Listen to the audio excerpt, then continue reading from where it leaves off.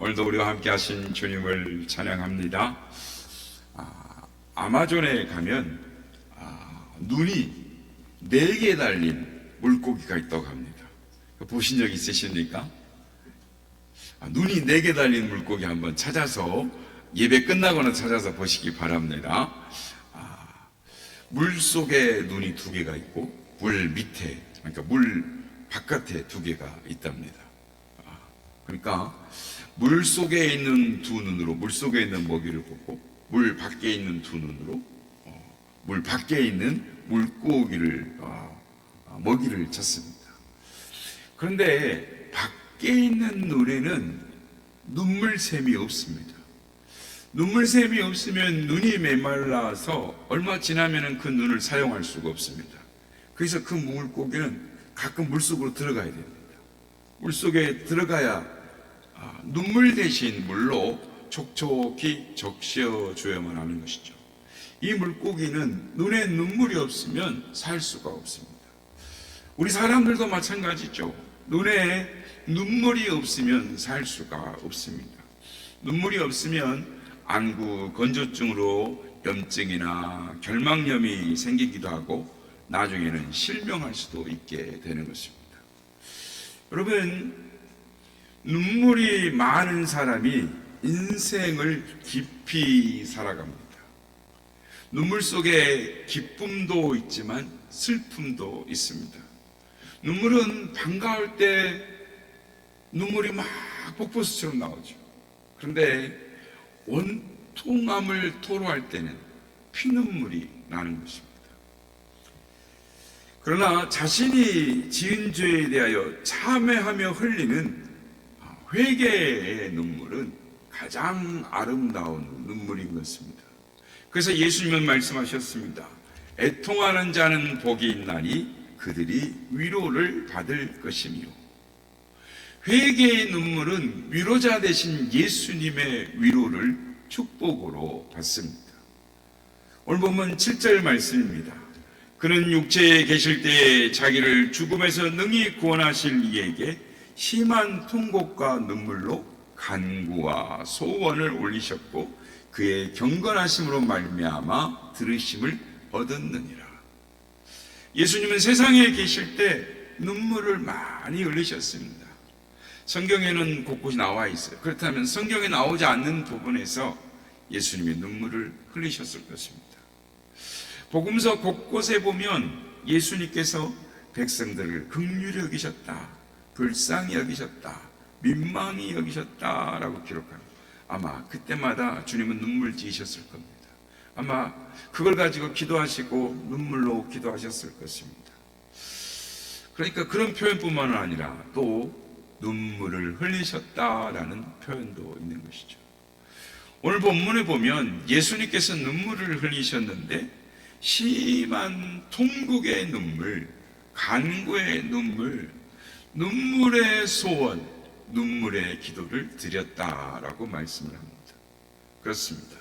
예수님은 눈물을 아시는 분이십니다. 눈물의 의미를 아는 자가 인생의 의미를 압니다. 예수님은 눈물의 의미를 아시는 분이십니다. 눈물의 기도를 드리셨습니다. 그래서 지금도 주님은 눈물의 기도를 드리는 자를 불쌍히 여기십니다. 긍휼히 여기십니다. 눈물을 흘리는 자를 위로하십니다. 눈물을 흘리며 기도하는 자의 그 눈물의 기도를 외면하지 않으십니다. 우리의 눈물에 주님이 함께 하십니다.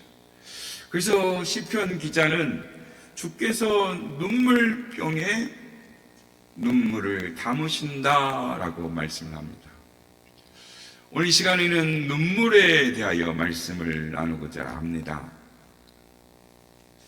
눈물샘이 터지면 하나님의 은혜가 임합니다. 눈물샘이 터지면 하나님의 축복이 임합니다. 그러면 눈물샘이 터지면 어떤 하나님의 은혜가 우리에게 임할까요? 실제로 눈물샘이 터지면 건강을 축복으로 누립니다. 그러니까 우리 몸은 영, 혼, 육으로 구성되어져 있습니다. 그러므로 사람은 영적으로, 정신적으로, 그리고 육적으로 축복을 받아 누리게 됩니다. 먼저 육적 건강을 축복으로 받습니다. 눈물을 억제할 때 생기는 병이 대표적으로 암입니다. 그러니까 연구 자료에 의하면 힘껏 울 수 있는 사람은 언제나 눈물을 꾹꾹 삼키는 사람보다 감기에 잘 안 걸린다라는 보고가 있습니다. 또는 똑같은 암 환자라도 감정 표현을 잘하는 환자는 암이 잘 자라지 않는다라는 보고도 있습니다. 그러니까 눈물을 억제한다라는 것은 감정 표현을 억누르는 것이고, 화를 자기 속에 쌓고 꾹꾹 누르는 것입니다. 그래서 눈물에 대해서 솔직하지 못한 사람은 얘를 속에서 막 얘를 태우면서 사는 사람이요, 속을 썩히고 사는 사람들. 대체로 한국 사람들은 눈물에 솔직하지 못합니다. 울어야 할 때 잘 울지 않고 참습니다. 그래서 생기는 병이 뭔지 아십니까? 화병이죠. 그리고 연결되는 병이 있습니다. 그게 바로 위암입니다. 전인적인 이 건강은 언제나 자기 자신을 솔직하게 표현을 하는 겁니다. 울어야 할 때 눈물을 흘려야 합니다. 천사들이 뭔가를 열심히 닦고 있었습니다. 한 사람이 천사에게 물었습니다. 무엇을 그렇게 부지런히 닦고 계십니까? 그랬더니 천사가 대수롭지 않는 듯이 말을 합니다. 세상이 너무 더러워서 닦고 있습니다. 천사들이 산과 바다와 나무와 집들과 길들을 심지어 하수까지 닦았더니 빛이 나고 깨끗해졌습니다. 그런데 천사들이 아무리 닦고 씻어도 빛이 나지 않는 것이 있었습니다. 그래서 다른 사람이 천사에게 물었습니다.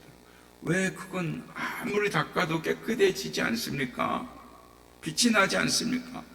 그러자 천사가 빙그레 웃으며 대답했습니다. 그건 사람들의 마음이기 때문입니다.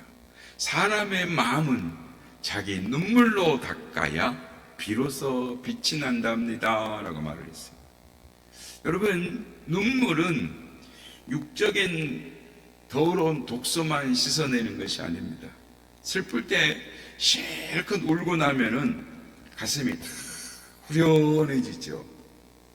이것은 정신적인 독소를 눈물이 모두 씻어주기 때문입니다. 눈물은 정신적인 독소를 제거합니다. 그러니까 눈물샘이 터져서 실컷 울고 나면 종종 슬며시 잠이 듭니다. 그러니까 정신적 독소를 제거하면 마음이 편안해지기 때문에 잠이 오는 것이죠. 마음이 불안하면 쉽게 잠이 들질 않습니다. 그런데 눈물은 정신적으로 건강하게 하는 것입니다. 그리고 눈물은 영적인 건강을 축복으로 받습니다. 눈물을 흘리면 우리도 하나님의 놀라운 영적인 축복, 육적인 축복을 받게 될 줄로 믿습니다. 우리 그리스도인들이 가장 많이 흘려야 하는 눈물은 회개의 눈물입니다. 그러니까 회개의 눈물을 많이 흘리면 영적으로 건강한 그리스도인이 됩니다. 그러니까 그리스도인이나 비그리스도인이나 다 같이 죄를 지으며 삽니다. 그런데 차이가 있다면 그리스도인들은 죄에 대해서 아픔을 가지고 자주 회개를 합니다. 그러나 비그리스도인들은, 예수님을 믿지 않는 이들은 죄에 대하여 전혀 아픔을 느끼지 않습니다. 아주 무감각한 것이죠. 죄에 대해서 모르는 것입니다. 죄에 대해 민감할수록 좋은 그리스도인입니다. 성경에 보면 다윗이 나옵니다. 지난주 계속 다윗 이야기를 합니다. 다윗은 왕이었습니다. 당시에 왕이 마음에 들면 어떤 여자든 데리고 가서 살 수 있는 것, 있었습니다. 너무나 당연한 일이었습니다. 그러나 다윗 왕은 밧세바와의 간통에 대해서 나단 선지자에게 지적을 받자 눈물에 침상이 뜰 정도로 회개의 눈물을 흘렸습니다. 성경에서 회개의 눈물을 가장 많이 흘린 사람이 다윗 왕일 것입니다. 다윗 왕은 하나님의 자비를 구하며 자신의 영적 상태를 이렇게 고백을 합니다. 내가 단식함으로 피곤하여 밤마다 눈물로 내 침상을 띄우며 내 요를 적시나이다. 시편 6편 6절 말씀이죠. 제가 주소를 이야기 안 해도 보이잖아요. 맞춰서 띄워주시면 감사하겠습니다. 탄식과 눈물은 육적인 슬픔보다는 이 죄에 대해 영적으로 회개하는 의미로 탄식과 눈물을 사용했습니다. 다윗 왕은 지금 자기가 지은 죄로 인하여 침상을 뜨게 할 만큼, 요를 적시게 할 만큼 회개의 눈물을 흘리고 있다라고 자백을 합니다. 하나님은 이 다윗의 탄식과 회개의 기도, 그 눈물의 기도를 받아주셨습니다. 그래서 다윗은 시편 6편 8절 9절에 여호와께서 내 울음소리를 들으셨도다. 울음소리입니다. 소리. 여호와께서 내 간구를 들으셨으며 여호와께서 내 기도를 들으시리로다. 찬양을 하는 것입니다. 성도 여러분, 예수님이 기뻐하시는 눈물은 회개의 눈물인 줄로 믿습니다. 회개의 눈물은 영적으로 건강하게 하는 것입니다. 이 회개의 눈물은 영과 혼과 육을 모두 건강하게 하는 것입니다. 간암으로 고생하는 아내가 있었습니다. 부부는 모든 것을 다 버리고 뒤로 하고 설악산 깊은 곳으로 들어가서 날마다 성경을 읽으며 날마다 울며 기도했습니다. 날마다 산나물을 먹으면서 감사해서 울고 또 지난 날을 돌이켜보며 울기만 했습니다. 그리고 놀랍게도 간암을 고침받았습니다. 그들은 눈물로 고침받은 눈물 치료법을 간증했습니다. 그들 부부가 간증을 했는데 이렇게 말합니다. 눈에서 회개의 눈물을 흘리지 않으면 장기가 고통의 피눈물을 흘립니다 라고 말했습니다. 눈물이 날 정도로 깊은 인상적인 말인 것이죠. 두 번째로 눈물샘이 터지면 물질적인 축복도 받습니다. 지금은 눈물을 흘릴 정도로 아프고 고달프고 쓰라리지만 멀지 않아 그 눈물의 보상으로 하나님이 주실 축복이 있습니다. 시편 126편 5절 6절 말씀에 성전에 올라가면서 이렇게 찬양을 합니다. 우리 한번 같이 한번 읽어보겠습니다. 시작. 눈물을 흘리며 씨를 뿌리는 자는 기쁨으로 거두리로다. 아멘. 6절 말씀 같이 읽겠습니다. 시작. 울며 씨를 뿌리러 나가는 자는 반드시 기쁨으로 그 곡식단을 가지고 돌아오리로다. 아멘. 농부가 씨를 뿌릴 때 어떻다고 말합니까? 눈물이 흐를 정도로 피곤하고 바쁜 것이죠. 그리고 아프고 힘이 듭니다. 그러나 추수할 때는 그렇게 기쁠 수가 없답니다. 힘들어도 힘든 줄을 모르는 거죠. 어부들도 그렇다고 합니다. 고기가 안 잡히면 그 밤이 고생스럽고 정말 피곤하답니다. 그러나 잡은 고기가 배에 가득하면 그 밤은 피곤한지도 모르고 밤을 새우면서 고기를 잡는 것입니다. 그렇습니다. 보상받을 수 있는 눈물은 값진 눈물인 것입니다. 반드시 축복으로 보상받을 수 있는 눈물이 있습니다. 황영조 선수의 이야기입니다. 지금은 집사님이시죠. 그가 올림픽에서 금메달을 땄지 않습니까? 그리고 이제 그가 그때 신었던 신발을 그 교회 건축 공금으로 드렸습니다. 무슨 말이냐면 그 신발이 1억 원에 팔렸어요. 황영조 집사님이 이렇게 간증합니다. 마라톤 연습을 할 때였습니다. 죽을 힘을 다해서 달려오면 코치가 한 번 더, 또 달려오면 한 번 더 이렇게 말을 했다는 거예요.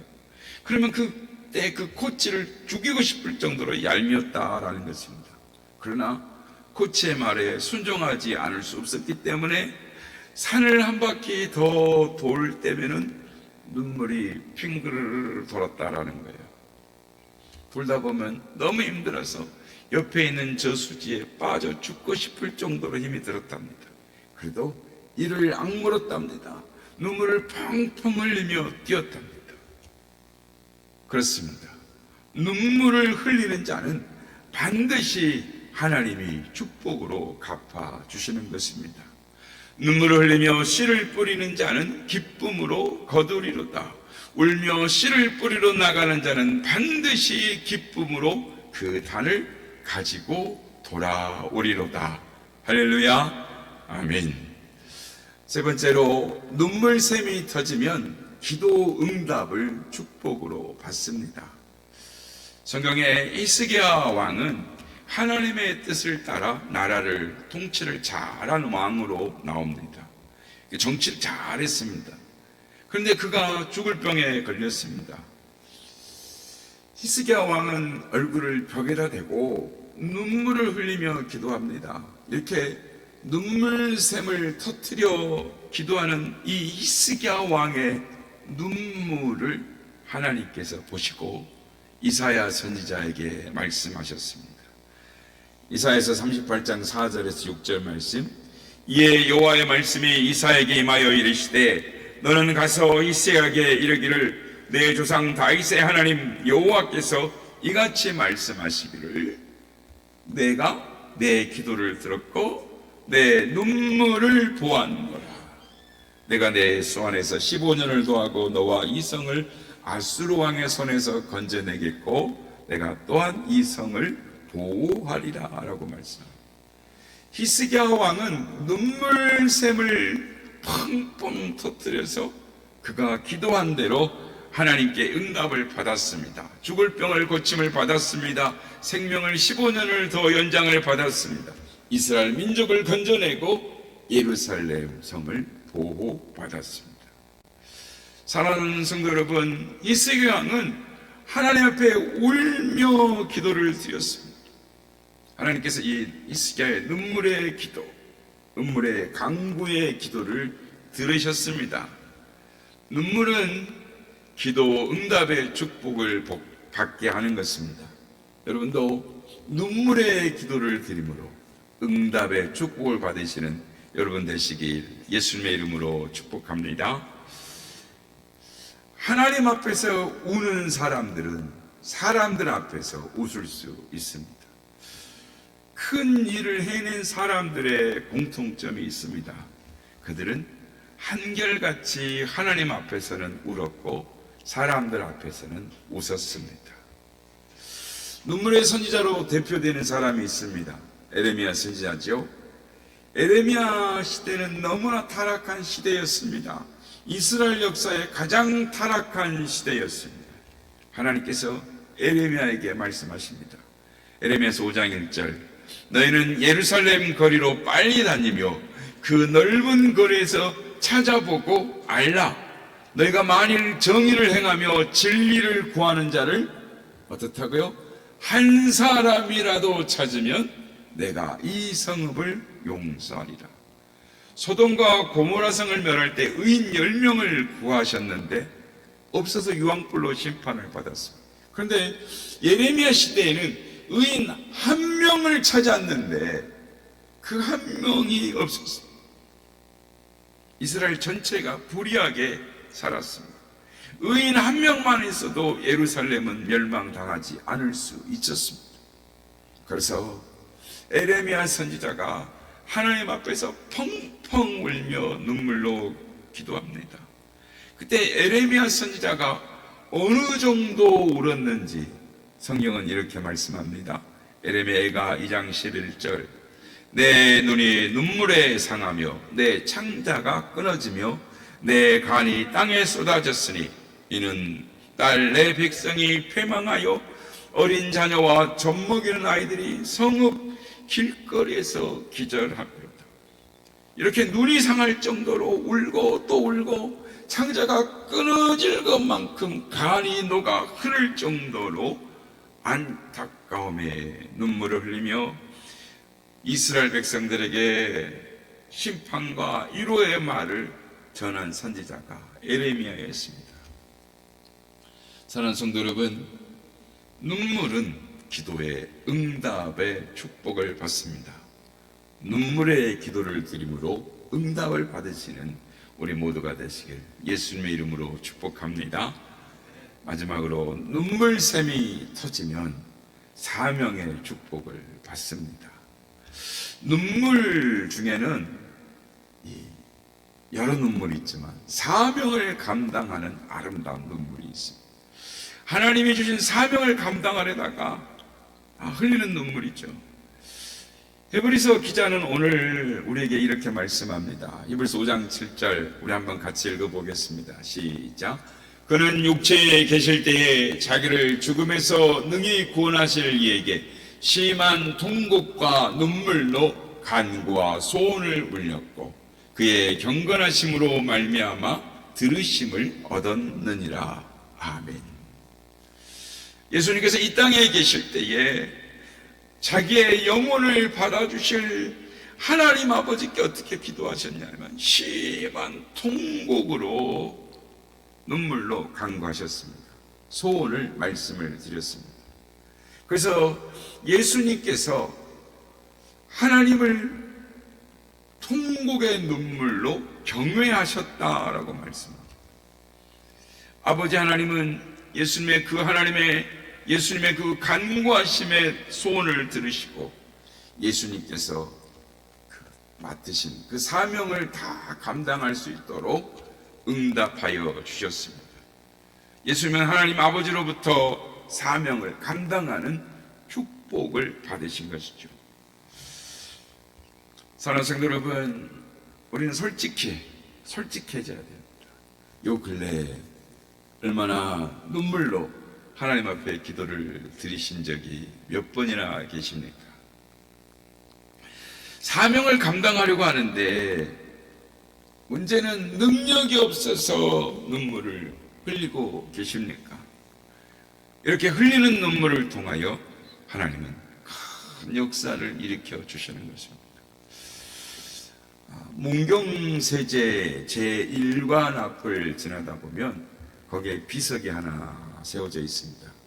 그 비석은 신기론 형감이라는 분의 충절비입니다. 비문을 보면 이런 글들이 적혀 있습니다. 임진왜란 때인데 신기론 형감은 문경세제를 지키기 위해서 이 부하들과 함께 끝까지 항거했던 인물이었습니다. 신기론 형감은 전세가 기운 걸 알았어요. 전세가 기울었으면 어떻게 해야 됩니까? 도망가야죠. 그런데 눈물로 백성들에게 애국을 호소했어요. 눈물로 백성들을 껴안았습니다. 그러다가 외장에게 사로잡혔어요. 소소행장 앞에 끌려갑니다. 신기론 영감은 패장임에도 불구하고 위세 당당하게 외장을 향하여 호통을 칩니다. 항복을 강요하는 외장에게 도리어 상감께서 나를 충성되이 여기셔서 관인을 맡기셨는데 내가 어찌 항복문서에 도장을 찍겠느냐 하면서 큰 소리를 쳐요. 그러니까 외장이 화가 나서 오른쪽 팔을 탁 칩니다. 그러니까 다시 왼손으로 잡습니다. 그러니까 왼손으로 탁 또 칩니다. 그러니까 양팔이 없어 떨어져 나갔어요. 그러니까 떨어진 그 관인을 입으로 물고 끝까지 항거합니다. 그저 왜 화가 난 외장이 이 충성스러운 신기론 형감의 목을 칩니다. 그때 비로소 도장이 굴러 떨어졌습니다. 외장은 무력으로 성을 빼앗았지만 신기론 영감은 죽였지만 그의 중절만은 결코 빼앗을 수 없었던 것입니다. 오늘날도 문경세제를 찾는 이들은 이 비석 앞에 숙연한 마음을 갖게 되는 것입니다. 얼마나 충성스러운 일꾼입니까? 성도 여러분, 사명을 감당하기 위하여 흘리는 눈물은 반드시 승리하게 되는 줄로 믿습니다. 오늘 본문에 보면 히브리 기사는 사명을 감당하기 위하여 통곡하며 눈물을 흘리는 예수님의 눈물을 말하고 있습니다. 그는 육체에 계실 때 자기를 죽음에서 능히 구원하실 이에게 심한 통곡과 눈물로 간구와 소원을 올렸고 그의 경외하심을 인하여 들으심을 얻었느니라. 그렇습니다. 성도의 눈물은 축복을 받습니다. 눈물샘이 터지면 건강을 축복으로 받습니다. 눈물샘이 터지면 물질도 축복으로 받습니다. 눈물샘이 터지면 기도의 응답을 받습니다. 눈물샘이 터지면 사명을 축복으로 받습니다. 간구하기, 바라기는 눈물의 기도, 예수님처럼 눈물의 기도, 눈물의 간구를 드림으로 하나님의 은혜와 축복을 받아 누리는 사명을 감당하시는 축복의 주인공들이 다 되시기를 예수님의 이름으로 축복합니다.